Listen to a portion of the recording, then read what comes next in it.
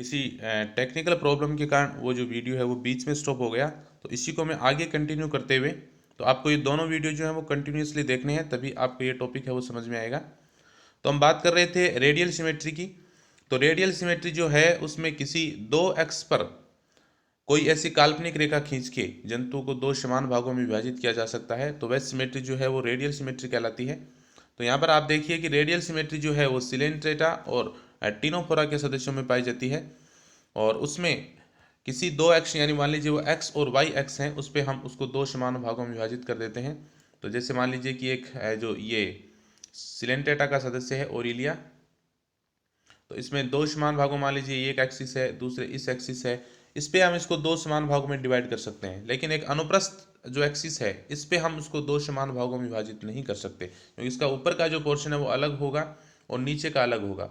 लेकिन अगर इसको हम बाएं दाएं और आगे पीछे से अगर हम इसको डिवाइड करें, तब ये दो समान भागों में डिवाइड हो जाएगी। ये एक छत्ते की समान संरचना है। तो छत्ते की समान संरचना को कल्पना कीजिए आप, छत्ते की जो ऊपर की सरफेस है उससे हम दो एक्स पे उसको दो समान भागों में विभाजित कर सकते हैं। लेकिन उसको अनुप्रस्थ अगर हम उसका विभाजन करना चाहें तो उसका जो है वो इस प्रकार का विभाजन नहीं होता है। तो इस प्रकार की सम्मिति जिन प्राणियों में पाई जाती है वो अर्य सम्मित कहलाते हैं। अर्य सम्मिति है वो टिनोफोरा और जो सिलेंट्रेटा है उनके सदस्यों में पाई जाती है।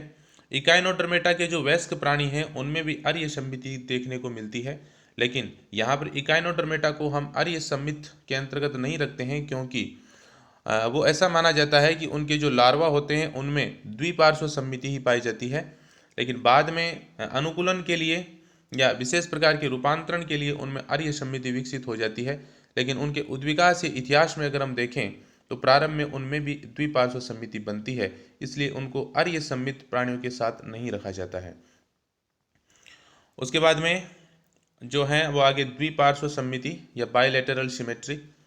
तो बायलैटरल सिमेट्री में अब क्या है, बायलैटरल सिमेट्री एक वह काल्पनिक रेखा होती है जो किसी एक ही अक्ष पर मौजूद होती है और उसके द्वारा किसी जंतु को दो समान भागों में विभाजित किया जा सकता है। तो इस प्रकार की जो सम्मिति है वो द्विपार्श्व सम्मिति कहलाती है, और ऐसे जो प्राणी हैं वो द्विपार्श्व सम्मित कहलाते हैं। तो यहाँ पर किसी एक ही अक्ष पर कोई ऐसी काल्पनिक रेखा मौजूद होती है, जैसा कि अर्य सम्मिति में हमने देखा वो दो अक्ष पे थी, गोलीय सम्मिति में वो तीनों अक्ष पे ऐसी काल्पनिक रेखाएं मौजूद होती हैं, लेकिन यहाँ पर केवल किसी एक ही एक्सिस पर होती है। अधिकांश जो प्राणी हम अपने आसपास देखते हैं वो द्विपार्श्व सम्मित होते हैं। तो अगर अपनी स्वयं की बात करें तो मनुष्य भी एक द्विपार्श्व सम्मित है।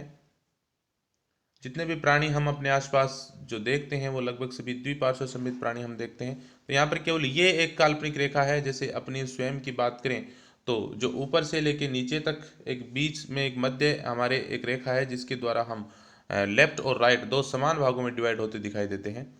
हालांकि कोई भी जो सम्मिति है या कोई भी काल्पनिक रेखा बिल्कुल समान भागों में विभाजित नहीं करती है। कुछ जो अंग हैं वो एक साइड में मौजूद होते हैं, दूसरी साइड में नहीं होते हैं, लेकिन फिर भी लगभग वो समान भागों में विभाजित करती है। तो जैसे हम अपने मनुष्य की बात करें तो हमारे शरीर में मध्य में काल्पनिक रेखा है, जिसके कारण हम एक साइड में हमारा एक हाथ, फिर दूसरी साइड में दूसरा हाथ, उसी प्रकार एक साइड में एक पैर, दूसरी साइड में दूसरा पैर, नासिका भी उसी प्रकार से, हमारी आंखें भी एक एक साइड में विभाजित हो जाती हैं। उसी प्रकार से हमारे जो दांत हैं उनमें भी अलग अलग जो दोनों तरफ समान रूप से ये दांत के जो सेट हैं वो पाए जाते हैं। तो हमारे शरीर में केवल एक ऐसी काल्पनिक रेखा है। बाकी हम जितने भी प्राणी जो टिनोफेरा के बाद के जितने भी सदस्य हैं, जितने भी फाइलम हैं, उनमें ये द्विपार्श्व सम्मिति देखने को मिलती है। तो ऐसे प्राणियों में अग्र अधर और पृष्ठ का स्पष्ट विभाजन होता है, अग्र और पश्च का विभाजन होता है, लेफ्ट और राइट का स्पष्ट विभाजन होता है। तो जिन प्राणियों में द्विपार्श्व सम्मिति पाई जाती है उनमें ये अधर पृष्ठ, अग्र पश्च और बायां दायां ये स्पष्ट रूप से विभाजित होते हैं। तो जितने भी हेलमंथीज हैं यानी platyhelminthes, aschelminthes, annelida, arthropoda, mollusca, hemichordata और कोडेटा। अब चूंकि मैं आपको इकाइनोडर्मेटा के बारे में बता चुका हूँ, इकाइनोडर्मेटा जो है उसकी अगर हम उसकी वयस्क की सम्मिति देखें तो उसमें अर्य सम्मिति देखने को मिलती है, तो उसको अर्य सम्मिति भी हम कह सकते हैं। लेकिन उद्विकास से इतिहास के दृष्टिकोण से हम देखें तो अर्य सम्मिति जो उनमें पाई जाती है वो वास्तव में द्विपार्श्व सम्मिति जो है वो रूपांतरित होकर अर्य सम्मिति में बदल जाती है। इसलिए उनको हम उद्विकासीय इतिहास या उद्विकासीय दृष्टिकोण से अगर हम देखें तो वो एक वास्तव में द्विपार्श्व सम्मित प्राणी होते हैं। तो समिति की जो है वो ये यहाँ पर दिखाई गई है, ये डायग्राम मैं डिस्कस कर चुका हूँ। तो पहले जो है ये गोलीय समित है, ये गोलीय समित प्राणी है जिसका शरीर एक गेंद के समान होता है। टिनोफोरा और सिलेंटेटा के सदस्य जिसमें रेडियल सिमेट्री होती है। अब इसमें कितनी ऐसी एक्स हैं इसके आधार पे वो पेंटा रेडियल हो सकते हैं, टेट्रा रेडियल हो सकते हैं, हेक्सा रेडियल हो सकते हैं, यानी इसी कितनी काल्पनिक रेखाओं से उसको दो समान भागों में विभाजित किया जा सकता है। इस आधार पे उनके पंच अरीय, त्रिअरीय या चतुर समिति हो सकती है। फिर ये द्विपार्श्व सममित एक प्लेन एरिया, प्लेटियल मध्य, इसका उदाहरण यहाँ पे दिया गया है। तो यहाँ पर केवल एक ये काल्पनिक रेखा है जिसके सहायता से हम इसको दो समान भागों में विभाजित कर दें। ये एसिमेट्रिकल प्राणी है, इसमें ऐसी कोई एक्सिस नहीं देखने को मिलती, ऐसी कोई रेखा नहीं पाई जाती। उसके बाद में ये अरीय समिति की कई जो हैं वो डायग्राम इसमें दिए गए हैं। अब समिति के आधार पे फिर हम जो यूमेटाजोआ जो है उस फाइलम यूमेटाजोआ को हम दो शाखाओं में विभाजित करते हैं, जिसमें एक है शाखा रेडिएटा और दूसरी शाखा है बायलेटेरिया। तो रेडिएटा के अंतर्गत वो जंतु शामिल किए जाते हैं जिनमें अरीय समिति पाई जाती है, और बायलेटेरिया के अंतर्गत वे जंतु शामिल किए जाते हैं जिनमें द्विपार्श्व समिति पाई जाती है। तो फाइलम सिलेंट्रेटा और टिनोफोरा ये रेडिएटा के अंतर्गत आते हैं, जबकि टिनोफोरा के बाद के सभी जो फाइलम हैं वे सभी बायलेटेरिया या द्विपार्श्व समित प्राणी होते हैं। उसके बाद में जो अगला जंतु वर्गीकरण का जो महत्वपूर्ण आधार है वह है देहगुआ या सीलोम।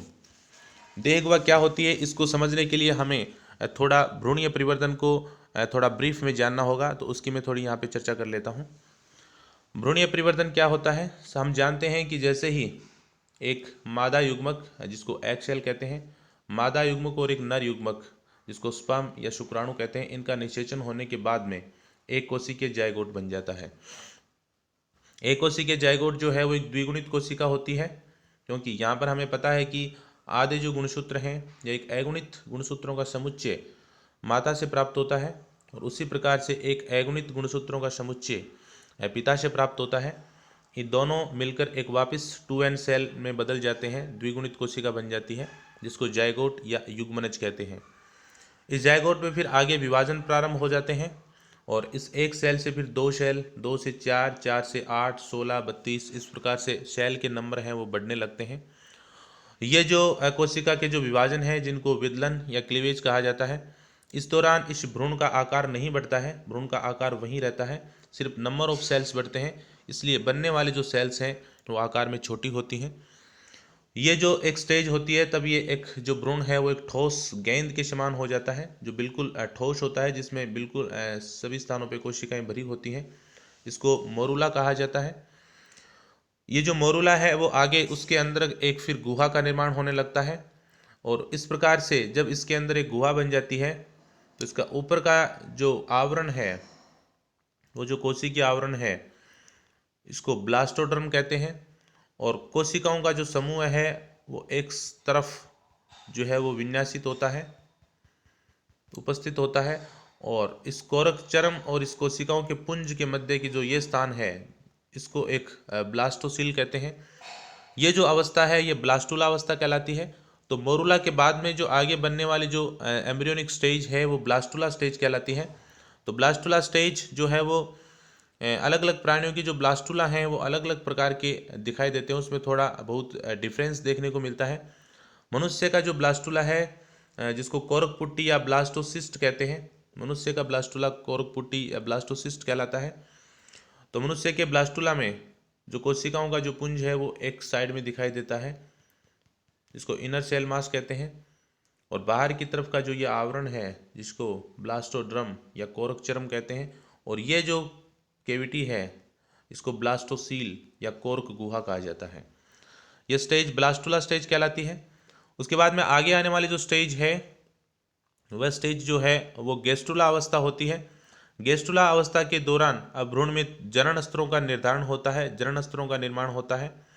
तो इस दौरान क्या होता है, जो कोशिकाएं हैं वो फिर इस ब्लास्टोसील में धंसना प्रारंभ करती हैं।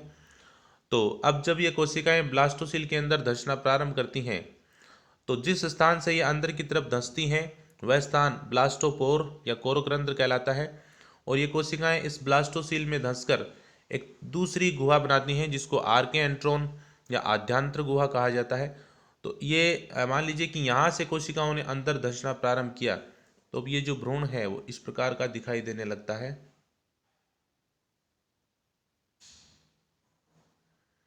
यानी यहाँ जो इनर सेल मास जो था ये कोशिकाओं ने ऐसे धंसना प्रारंभ किया और ये ब्लास्टोसिल के अंदर धंसते हुए इस प्रकार की संरचना में बदल जाते हैं।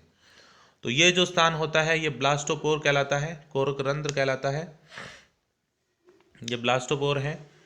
और यहाँ पर ये जो ब्लास्टोसिल के अंदर जो ये नई कैविटी बनी है, ये नई कैविटी जो बनी है इसको आर्के एंट्रोन कहते हैं, आद्यांत्र गुहा कहते हैं। ये आद्यांत्र गुहा भविष्य में जाके आहार नाल का निर्माण करेगी।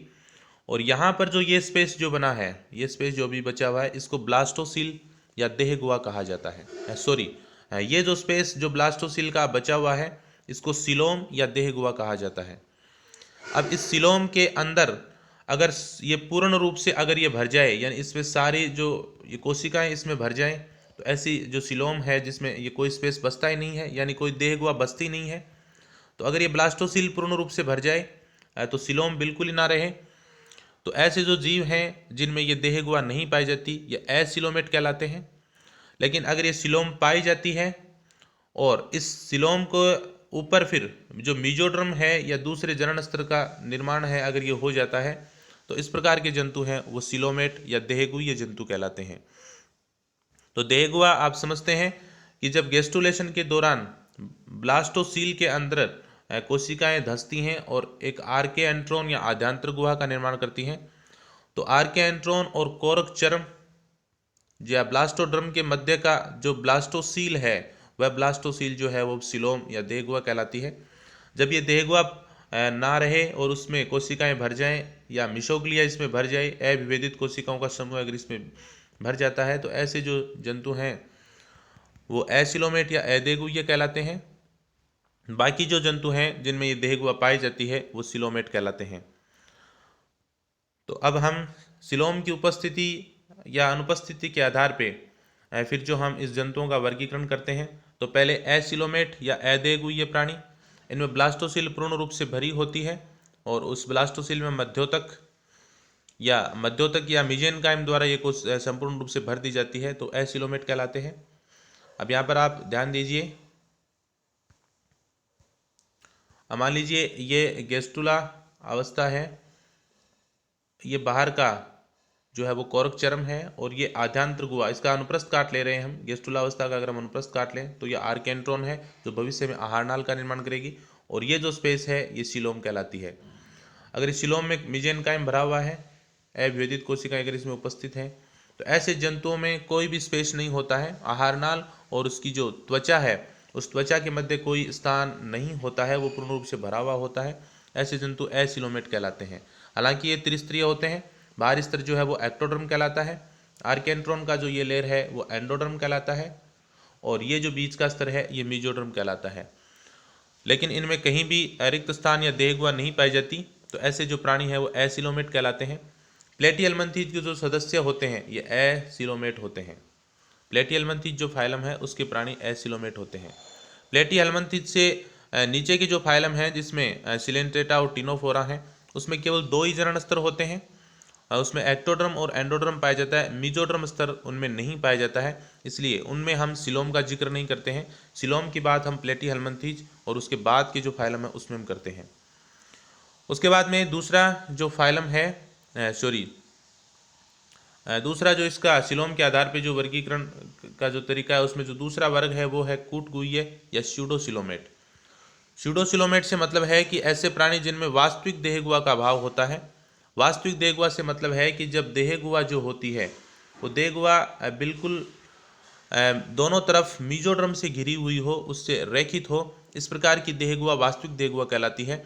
अगर वह मीजोड्रम से घिरी हुई नहीं होती है तो वह एक आभासी या कूट गुहा कहलाती है, और जिन प्राणियों में ऐसी आभासी कूट गुहा पाई जाती है वो स्यूडोसिलोमेट कहलाते हैं। तो स्यूडोसिलोमेट में क्या होता है, ये एंडोड्रम है, ये एक्टोड्रम है और ये सिलोम है। लेकिन ये सिलोम अगर इस तरह से दोनों तरफ मीजोड्रम जो है, जो दूसरा जनन स्तर है, उससे लाइंड हो, मीजोड्रम के जो दोनों स्तर हैं, बाहर का जो स्तर है वो विसरल पेरिटोनियम पैराइटल पेरिटोनियम कहलाता है। आंतरिक जो ये मीजोड्रम की लेयरिंग है जो एंडोड्रम के ऊपर उपस्थित होती है जिसको विसरल पेरिटोनियम कहते हैं। अगर और बीच का जो स्थान है ये सीलोम कहलाता है। इसी सीलोम में फिर विभिन्न जो देह के जो उत्तक है अंग हैं उनका निर्माण होता है। तो अगर ये मेसोडर्म से घिरी हुई नहीं होती है तो इस प्रकार की देह गुहा है वो स्यूडोसीलोम कहलाती है। और मेसोडर्म जो है वो बीच बीच में कहीं ऐसे पाउच के रूप में कहीं कहीं हो सकता है। कंप्लीट मेसोडर्म की लाइनिंग पूरी जो इस देह गुहा के चारों ओर नहीं होती है, वो बीच बीच में कहीं एक पाउच के रूप में वो देखने को मिल सकता है। तो इस प्रकार की देह गुहा स्यूडोसीलोम कहलाती है। और जो एस्के हेलमिंथीज या फाइलम नेमेटोडा में ये इस प्रकार की देह गुहा पाई जाती है। तीसरी जो देह गुहा है जो वास्तविक देह गुहा या ट्रूसिलोम कहलाती है। और जिन एनिमल्स में ये पाई जाती है वो ट्रूसिलोमेट या वास्तविक देह गुहा कहलाते हैं। इनमें क्या होता है, जो देह गुहा होती है वो संपूर्ण रूप से मेसोडर्म से घिरी हुई होती है, जो मैं आपको ये बता चुका हूँ। ये बाहरी एक्टोडर्म है, ये एंडोडर्म है, ये बीच का जो स्थान है वो आहार नाल का निर्माण करेगा। ये एक्टोडर्म जो है वो अपनी त्वचा और तंत्रिकाओं या तंत्रिका तंत्र का निर्माण करता है। ध्यान दीजिएगा, एक्टोडर्म जो है वो अपनी स्किन यानी उपकला जो बाह्य उपकला है और ये तंत्रिका तंत्र का निर्माण करता है। एंडोडर्म जो है वो प्रमुख रूप से आहार नाल का निर्माण करता है, यानी हमारे पाचन तंत्र का। उससे जुड़ी जो ग्रंथियां जैसे यकृत है, अग्नाशय है, और श्वसन तंत्र का निर्माण भी एंडोडर्म से होता है। भ्रूणीय परिवर्तन के दौरान श्वसन तंत्र भी एंडोडर्म से बनता है। उसके बाद के जितने भी जो हमारे जो ऑर्गन सिस्टम है, चाहे हमारा वो परिसंचरण तंत्र है, हमारा रिप्रोडक्टिव सिस्टम है, पेशियां हैं, ये सभी जो हैं वो इस मेसोडर्म से बनती हैं। तो यहाँ पर एंडोडर्म और एक्टोडर्म के बीच में मेसोडर्म स्तर पाया जाता है। और मेसोडर्म जो है वो प्रारंभ में ये जब बनता है तो उसके बाद में ये दो भागों में डिवाइड हो जाता है, स्प्लिट हो जाता है। इसका जो बाहर का जो भाग है जो एक्टोडर्म के नीचे होता है, जिसको पैराइटल मेसोडर्म कहते हैं, और अंदर का जो भाग जो एंडोडर्म के ऊपर होता है इसको विसरल मेसोडर्म कहते हैं या आंतरांगी मेसोडर्म कहते हैं। तो आंतरांगी मेसोडर्म यानी विसरल मेसोडर्म और पैराइटल मेसोडर्म के बीच का जो स्थान है, ये स्थान सीलोम या इसको वास्तविक देह गुहा कह देते हैं, ये पाया जाता है। तो हमारे जितने भी जो ऑर्गन्स हैं जो हमारी त्वचा और हमारी आहारनाल के बीच में मौजूद हैं वो मेसोडर्म से बने हुए होते हैं। और मेसोडर्म जो है उसके दो लेयरिंग उन अंगों पे देखने को मिलती हैं। आंतरिक जो लेयरिंग होती है जिसको जो विसरल पेरिटोनियम कहते हैं, और बाहर की जो लेयरिंग होती है जिसको पैराइटल पेरिटोनियम कहते हैं, जिसकी हम चर्चा जब हम फिजियोलॉजी पढ़ते हैं तो उसके अंतर्गत करते हैं। तो ये इस प्रकार की जो देह गुहा है ये वास्तविक देह गुहा कहलाती है, जो दोनों तरफ से मेसोडर्म से घिरी हुई होती है। तो इस प्रकार के जो प्राणी हैं वो वास्तविक देहगुहा प्राणी कहलाते हैं। तो फाइलम एस्केलमंथीज के बाद के जितने भी फाइलम हैं, चाहे वो एनेलिडा हो, आर्थ्रोपोडा, मोलस्का, इकाइनोडर्मेटा, हेमिकोडेटा या कोडेटा, उन सभी में ये वास्तविक देहगुहा या ट्रूसिलोम पाई जाती है, तो ये ट्रूसिलोमेट कहलाते हैं। अब इस ट्रूसिलोमेट का परिवर्तन कैसे होता है, यानी ये भ्रूणीय परिवर्तन के दौरान ये किस प्रकार से बनती है, इसके आधार पर भी जो जंतुओं का वर्गीकरण है वो किया जाता है। तो ट्रूसिलोम का परिवर्तन दो प्रकार से होता है। इसमें एक प्रकार का परिवर्तन जो है वो स्काइजोसील टाइप होता है। इस प्रकार के परिवर्तन से बनने वाली जो गुहा है जिसको दिरण गुहा कहते हैं, और दूसरी जो देह गुहा बनती है उसको आंत्र गुहा या एंटेरोसिलोम कहा जाता है। अब इस दिरण गुहा और आंत्र गुहा दोनों कैसे बनती हैं इसको मैं थोड़ा एक्सप्लेन कर देता हूँ, आप इसको समझना। पहले हम बात करते हैं दिरण गुहा की। तो ये मान लीजिए ये बाहरी एक जो भ्रूण है उसका अनुप्रस्थ काट मैंने लिया है, ये बाहरी एक्टोडर्म है, ये एक्टोडर्म है और ये एंडोडर्म है। दिरण गुहा के परिवर्तन के दौरान क्या होता है, इस एंडोडर्म से दो कोशिकाएं निकलती हैं बाहर, जिनको टीलोब्लास्ट सेल या 4D सेल्स कहा जाता है। ये 4D सेल्स जो हैं ये आकार में बढ़ती जाती हैं और इस प्रकार से इस ब्लास्टोसील में ये फैल जाती हैं, इस संपूर्ण ब्लास्टोसील में ये फैल जाती हैं। और बाद में जो हैं ये 4D सेल्स जो हैं ये स्प्लिट हो जाती है, यानी ये एंडोडर्म था और ये 4D सेल्स जो प्रारंभ में ठोस होती है और बाद में ये स्प्लिट हो जाता है, मतलब बीच में से ये फट जाता है और इसका एक भाग उस एक्टोडर्म के साथ जुड़ जाता है और एक भाग इस एंडोडर्म के साथ, और बीच का जो पार्ट है ये सीलोम के रूप में बन जाता है। तो इस प्रकार की जो देह गुहा जो इन कोशिकाओं के स्प्लिट होने से या फटने से बनी है, यानी ये जो कोशिकाएं हैं यही वास्तव में मेसोडर्म बनाती हैं, और ये मेसोडर्म के स्प्लिटिंग से उसके फट जाने से जो बीच में स्पेस बन गया है, तो इस प्रकार की जो देह गुहा है वो दीर्ण गुहा या स्काइजोसीलोम कहलाती है।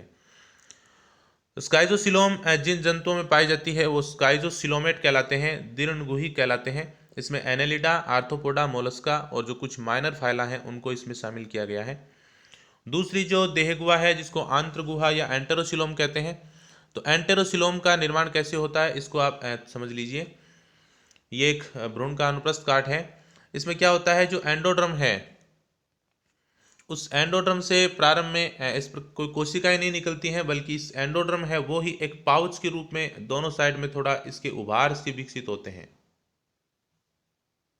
एंडोड्रम है वो उभार के रूप में दोनों साइड में पार्श्व में दो उभार निकलते हैं। ये जो उभार हैं वो बड़े होते जाते हैं। ये उभार फिर धीरे धीरे बड़े होते जाएंगे, इस प्रकार से ये बड़े होते जाएंगे और इस ब्लास्टोसिल को ये भर देंगे पूरा। और बाद में क्या होता है, इनका इस एंडोड्रम से जो कनेक्शन है वो कट जाता है, ये एंडोड्रम अलग हो जाती है और ये दोनों जुड़ के, जो दोनों उभार या पाउच थे जिनके बीच में स्पेस था, इस जुड़ के फिर इस पूरी ब्लास्टोसिल को भर देते हैं। और इसकी दोनों जो लेयरिंग है वो मिजोड्रम की बन जाती हैं, बाहर पैराइटल और अंदर की जो विसरल, और बीच का जो स्पेस है वो सिलोम के रूप में विभेदित हो जाता है। तो इस प्रकार की जो सिलोम है इसको एंटेरोसिलोम कहते हैं, क्योंकि इसका निर्माण जो एंटेरोन है, आद्यांत्र जो गुहा है या जो गट जो है या जो एंडोड्रम है उससे निकलने वाले पाउच से इसका परिवर्तन होता है, इसलिए इसको एंटेरोसिलोम कहते हैं। जबकि ऊपर वाली जो देह गुहा है वो उन कोशिकाओं से बनने वाला जो मिजोड्रम था, जो पहले ब्लास्टोसिल में भर जाता है और बाद में उसके स्प्लिट हो जाने से अगर देह गुहा बनती है तो वह दीर्ण गुहा या स्काइजोसिलोम कहलाती है। एंटेरोसिलोम जिन प्राणियों में पाई जाती है वो एंटेरोसिलोमेट कहलाते हैं। इसमें इकाइनोडर्मेटा, हेमिकोडेटा और कोडेटा को शामिल किया गया है। तो यहाँ पर हम अब देखते हैं कि इस देह गुहा के परिवर्तन कैसे होता है, देह गुहा पाई जाती है अथवा नहीं पाई जाती। इसके आधार पर अगर हम जंतुओं का वर्गीकरण करें तो हमने देखा था कि जो शाखा बाइलेटेरिया है जिनमें द्विपार्श्व सममिति पाई जाती है, तो उन द्विपार्श्व सममित प्राणी जो हैं उसको आगे हम उसकी देह गुहा के आधार पर वर्गीकृत करें तो उसकी 3 कोटियाँ बनती हैं। पहली जो कोटि है वो एसिलोमेट, अदेहगुहीय, यानी उनमें कोई देह गुहा नहीं पाई जाती। ये प्लेटिहेल्मिन्थेस के सदस्य इसमें आते हैं, हालांकि ये त्रिजनन स्तरीय होते हैं लेकिन देह गुहा का इसमें अभाव होता है। दूसरी जो कोटि है वो स्यूडोसिलोमेट या कूटगुहीय प्राणियों की होती है, जो इसमें बनने वाली देह गुहा प्रॉपर मिजोड्रम से लाइन नहीं होती है, बीच बीच में मिजोड्रम देखने को मिलता है। तो ऐसे प्राणी जो हैं वो एस्केहेल्मिन्थीज के जो सदस्य हैं वो स्यूडोसिलोमेट होते हैं। तीसरी जो कोटि है वो है सिलोमेट की, सिलोमेट, जिसमें वास्तविक देह गुहा पाई जाती है।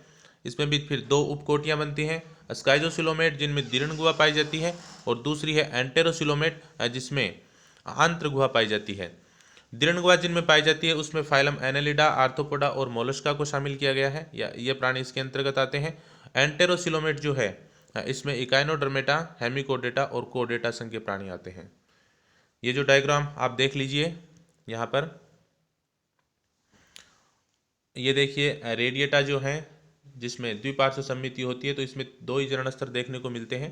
इसमें मिजोड्रम स्तर का अभाव होता है और एंडोड्रम और एक्टोड्रम के बीच में ये जो मिशोग्लिया है या ये भरा रहता है। तीसरा जो है आगे बाद में जो बाइलेटेरिया है, उस बाइलेटेरिया में सिलोम की उपस्थिति के आधार पे या नहीं पाए जाने के आधार पे इसको 3 भागों में बांटा जाता है। तो ये है पहले जो एसिलोमेट में बिल्कुल सिलोम का अभाव होता है, लेकिन ये मिजोड्रम यहाँ पे पाया जाता है, सिलोम नहीं पाई जाती। ये एसिलोमेट है जिसमें प्लेटिहेल्मिन्थेस को शामिल किया जाता है। फिर है स्यूडोसिलोमेट जिसमें सिलोम पाई जाती है लेकिन वो मिजोड्रम से घिरी हुई नहीं होती है, मिजोड्रम बीच बीच में कहीं देखने को मिल सकता है, तो ये स्यूडोसिलोमेट कहलाते हैं, जिसके अंतर्गत निमेटोडा या एस्केहेल्मिन्थेस के प्राणी आते हैं। फिर आते हैं वास्तविक देहगुहीय प्राणी या ट्रूसिलोमेट जिसमें सिलोम पाई जाती है और वो दोनों साइड से मिजोड्रम से घिरी हुई होती है, तो ये वास्तविक देहगुहीय होते हैं। ये भी 2 प्रकार के हो सकते हैं, स्काइजोसिलोमेट और एंटेरोसिलोमेट। तो इधर ये स्काइजोसिलोमेट का परिवर्तन जो मैं आपको समझा चुका हूँ, ये 4D सेल्स हैं, यानी ये टीलोब्लास्ट कोशिकाओं या 4D सेल्स के द्वारा, ये 4D सेल्स हैं जो ठोस हैं बिल्कुल, ये बड़ी होती जाएंगी, ये बड़ी होती जाती हैं और इस पूरी ब्लास्टोसिल को भर देती हैं। फिर ये इसके स्प्लिट हो जाने से ये मिजोड्रम बनता है और बीच में ये सिलोम बन जाती है। दूसरी जो एंटेरोसिलोम है उसमें एंटेरोसिलोम में आप देखिए कि ये इस प्रकार से पाउच निकलते हैं और ये पाउच फिर फैल जाते हैं और बाद में ये एंडोडर्म से इसका कनेक्शन कट जाता है और इससे जो सिलोम बनेगी वो सिलोम जो है वो आंत्रगुहा या एंटेरोसिलोम कहलाएगी। तो इसके आधार पर ही भी प्राणी जो है वो स्काइजोसिलोमेट और एंटेरोसिलोमेट टाइप के बनते हैं। इसमें कौन कौन से फाइलम रखे गए हैं इसकी हम चर्चा ऊपर कर चुका हूँ मैं। तो ये है वर्गीकरण का एक महत्वपूर्ण आधार सिलोम या देहगुहा। तो सिलोम की उपस्थिति और अनुपस्थिति के आधार पे उनको एसिलोमेट, स्यूडोसिलोमेट और ट्रूसिलोमेट जो हैं इन श्रेणियों के अंतर्गत इनको विभाजित किया जाता है। आगे जो दूसरे वर्गीकरण के आधार हैं जिनकी चर्चा में है वो अगले व्याख्यान में करूँगा। ये व्याख्यान जो है वो एक कंप्लीट पूरा रिकॉर्ड नहीं हो पाया, इसमें बीच में किसी व्यवधान के कारण एक छोटा वीडियो बन गया और उसी को कंटिन्यू करते हुए मैंने एक दूसरा वीडियो बनाया है। तो आपको ये दोनों वीडियो एक साथ सुनने हैं तभी आपके ये टॉपिक है वो समझ में आएगा। जब तक नए वीडियो को मैं लेकर आऊँ तब तक धन्यवाद। Thank you so much.